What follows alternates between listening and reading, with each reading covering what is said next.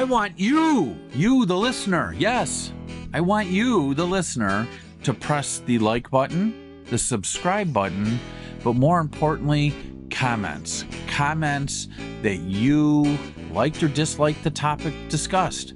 What would you like discussed? Because you, the listener, are who is important to me so that I can provide the value that you want and need. Joel. Yes, sir. Nice flex. That's what I like to see. I got to be out bodybuilding in the daytime. We're talking about a different kind of flex today. Oh, sorry.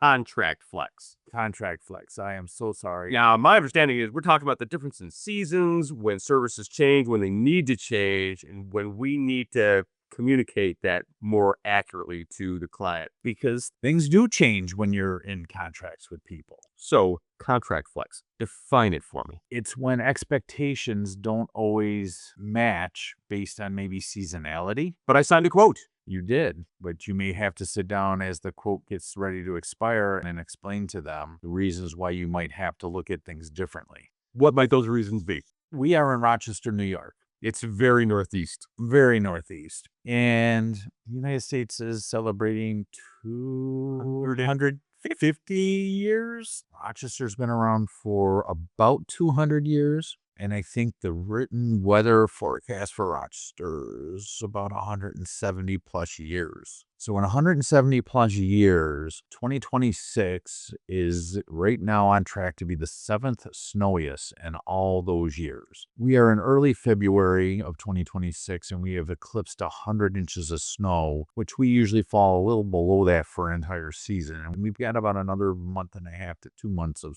potential snow. This is kind of unprecedented for a lot of companies. Now, I remember some of the bad snowstorms as a child. I wasn't working age back then, or were a lot of the people that I do work for. So based on what has happened since my business has been in business, the specifications may have been appropriate for a client. They have multiple buildings at this one location. They're Class B office space, and the expectation level is to clean the entrances and the hallway 3 times a week. Under normal circumstances, that works. But then when you have an unprecedented time with excess snow, excess salt, little to no walk-off matting, you may have to look at unrealistic expectations of their clients who may think, I pay this much in rent, even though it's Class B office space, and it's supposed to have a certain amount of whatever, because these buildings are older, but the expectation of their clients doesn't match the specifications, as does their expectations of what it is. It doesn't really even match my expectations of how this building should look, because I own the company and I don't like how it looks.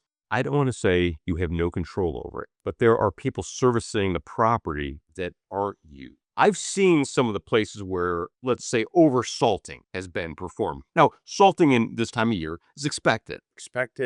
But it's more expensive to have a slip fall and someone break a leg. Right. But yes, over-salting tends to be an issue.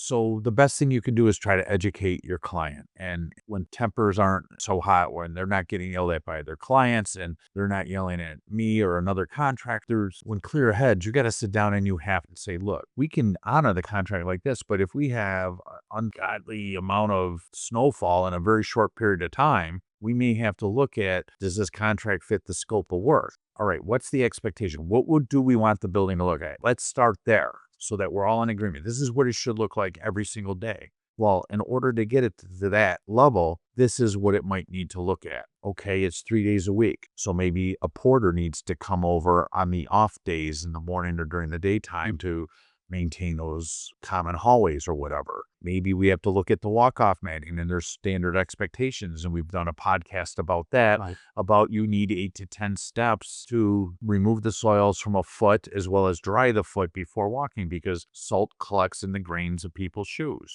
You have to get that out. Their feet are wet. They've walked through the snow in the parking lot. You need the proper amount of walk-off mat, as well as you need it to be in the areas where the traffic pattern is and not to necessarily make it look aesthetically pleasing. Right. So you don't take a 3x5 mat and turn it sideways so that it's at the entrance covering both doors. You need that 3x5 mat as in the door that people are going to be coming in on the right, because that's where people enter, because that's the door that's unlocked. Also, is the plowing schedule proper? When is the plowing happening? Is the plowing contractor that you have getting there at correct times when your tenants are coming in, or are they bringing all this wet and slop into the building? How are you salting? Are you salting all the way up to the doors?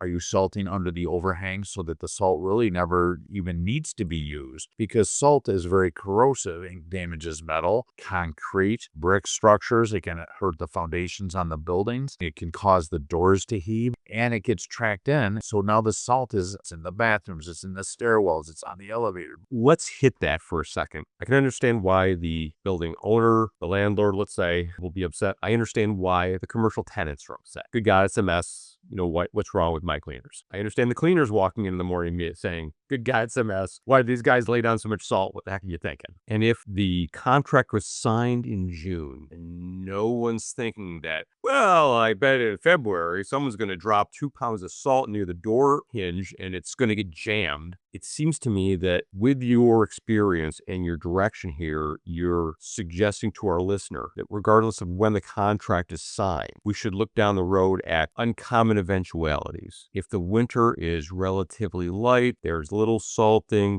there's little slush walk in, this is probably going to be, you probably don't even have to change the variance. But it's these unprecedented times that come up. There needs to be communication between the client and the janitorial contractor and come up with agreement, because nobody's wrong. And it's finding that comment, you're right, the building looks bad, but let's talk about it. Let's talk about the things that need to be done to make it look the way that you need it for your tenants in the building. Because, you know, me as a contractor, I don't want people talking bad about me. And the landlord themselves doesn't want people talking bad about them because it reflects back on them. So it's coming to an agreement is, yeah, okay, I have a potential problem. And here's the things that need to be done. Now, most janitorial contractors are not laying the salt down. They are also not in charge of most of the walk-off programs. They are also not in charge of the exterior maintenance with the parking lots. But if we can talk about that and have open and honest communications with everybody so that we can have year-long happiness, that would be the appropriate thing to do. Sometimes those details do get overlooked. And because you're looking at it out of season, sometimes you don't necessarily think that. If you do talk about it and nothing wants to be done about it, make sure you place that verbiage in the contract. We talked about the seasonality of what might need to be done in the event that. Exactly. Because then everybody, at least it's in the contract. Right? And that should be looked at like that rather than just a boilerplate.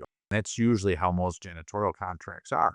Now, if you were in the Mojave Desert, you have dust storms that could come up, and because most of their matting is scraper mats to collect the sand, what happens if they have an unprecedented wet season? Because nobody's thinking about, oh, we got a dry issue. Sure. Because I get an inch of rain a year, but if all of a sudden you have 6 inches in 1 week. Sand and mud. Oh, yeah. So we could even look at some other areas of the country, not just to say, hey, this is the Northeast. Look at the things that could potentially happen. When we consider the southern states and being hit with their seasonal storms, the muck that comes in when there's partial flooding, oh, good God. Yeah, because they don't have the sewer systems like we have up here.